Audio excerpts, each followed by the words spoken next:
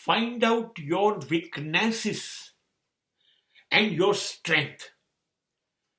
તમારી મર્યાદાઓ અને તમારી શક્તિઓ, તમારી તાકાતને ઓળખો, તમારી ભૂલો, તમારી ખામીઓ શોધી કાઢો. અને ભૂલો અને ખામીઓ જડે છે તો એની ઉપર જ ફોકસ ના થઈ જાઓ, એની ચિંતા ન કરો.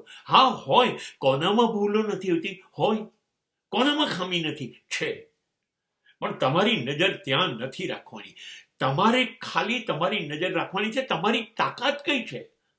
તમારી તાકાત શું છે? તમારું શિસ્ત, તમારી સખત મહેનત, તમારો વિવેક, તમારું નવું શીખવાની ધગશ. તમારી તાકાત કઈ છે? તમારી જે શક્તિ હોય એને જ વિકસાવો, પેલી બાજુ ના જુઓ.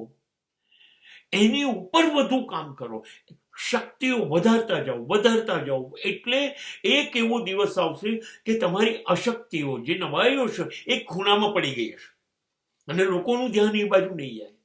માટે પહેલા ફોકસ ઓન યોર સ્ટ્રેન્થ.